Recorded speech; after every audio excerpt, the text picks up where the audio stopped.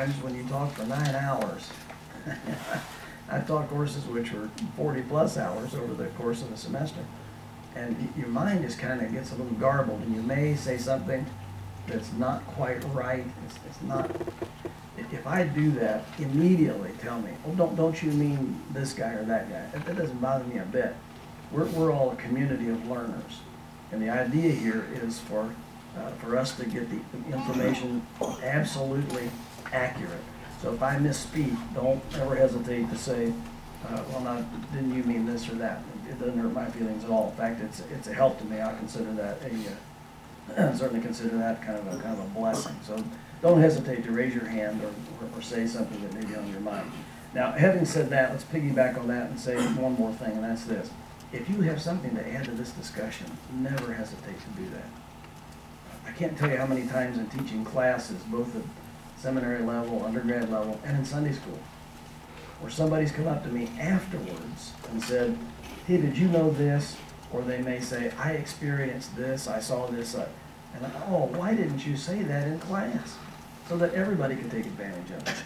So if you've got something to contribute, it doesn't bother me in the slightest for you to raise your hand and say, hey, I know something about that, because that's beneficial to the class.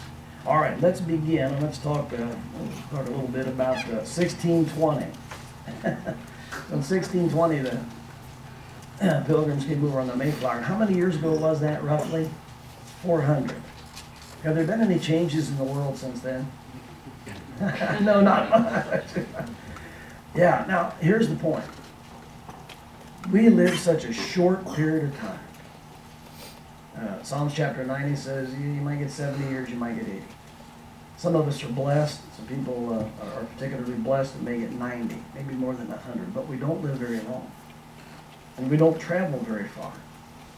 I know folks who've taken cruises around the world, but when you ask them about their cruise, well, how many days were you in Portugal? Well, 1.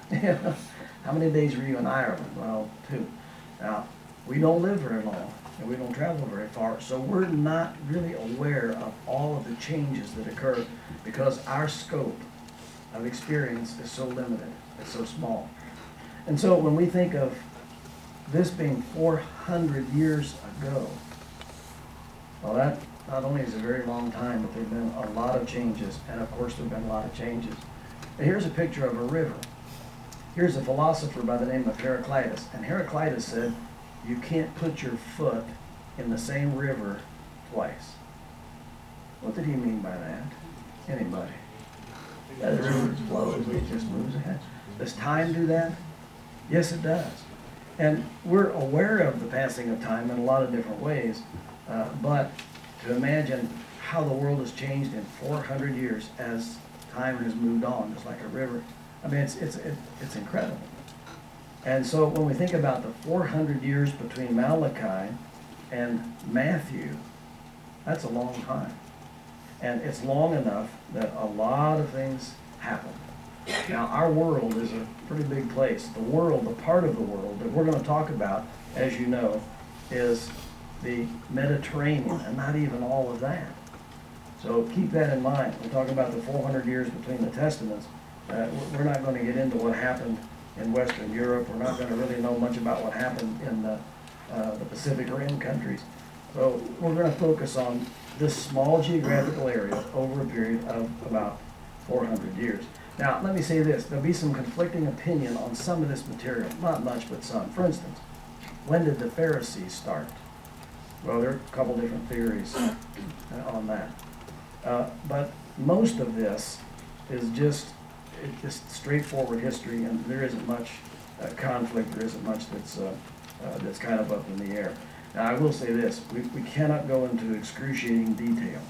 A lot of times I'll just have to mention name, dates, events, teachings, and just pass over in the interest of time.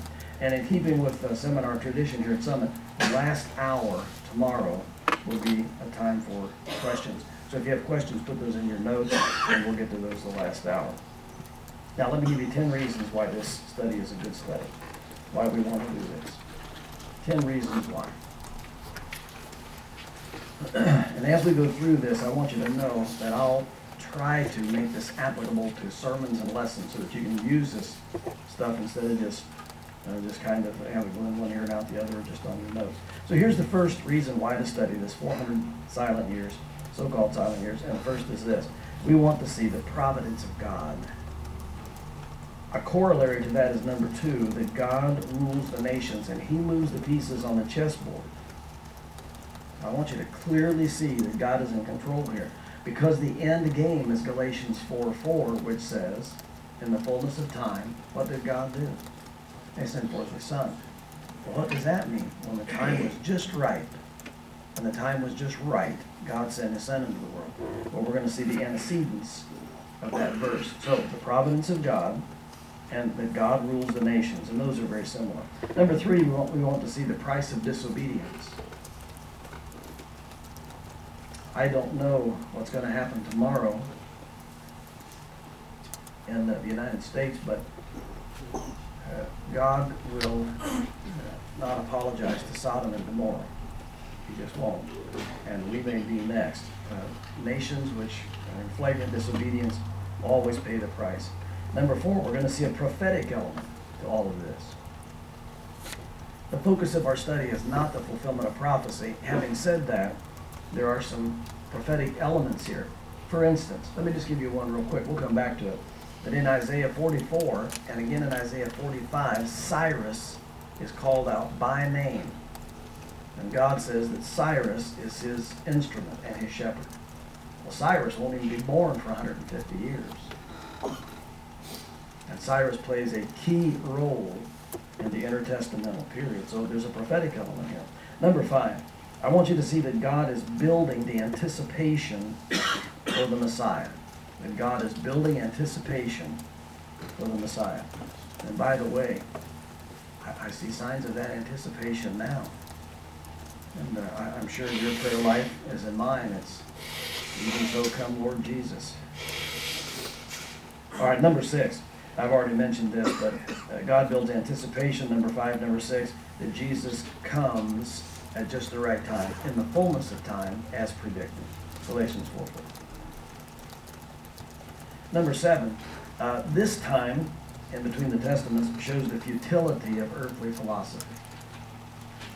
I like the way Colossians defines worldly wisdom, worldly philosophy. The Greek word is fishhook.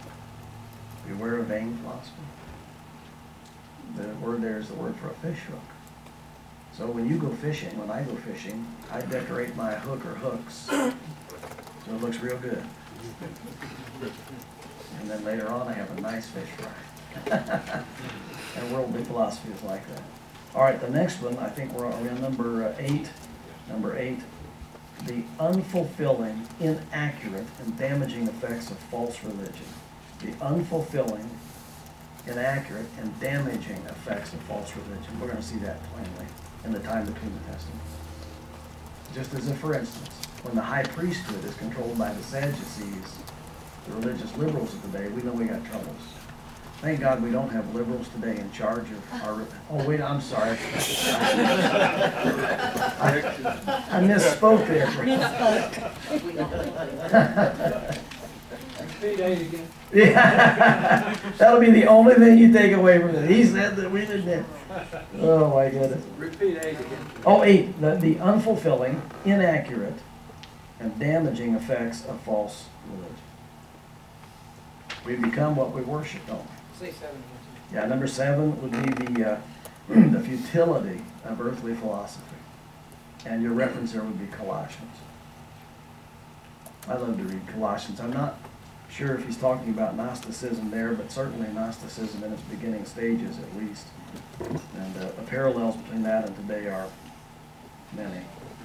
Now, number 9, the horrific destruction brought about by war. In between the Testaments, we have a lot of wars. We have, you can see in your mind the image that Nebuchadnezzar dreamed about. And Daniel interpreted that dream. And so Babylon falls to the Medes and the Persians, Daniel 5. And the Medes and the Persians fall to Greece. When we say fall, I mean this is, thousands dead, in some cases hundreds of thousands dead. And then Greece falls to Rome. And then there's infighting between Alexander the Great's 4 generals. And I want you to see between the testaments, and here's why we want to see this. Do you think people today, godly people today, are longing for the return of the Prince of Peace? Sure, because everywhere we look, it's violence and cruelty and warfare. This morning, and I don't know if this is accurate or not, but they reported this morning, they're 99% sure that one of our drones took out this British citizen, colloquially called Jihadi John. Well, as the story was reported this morning, we remember the horrific acts that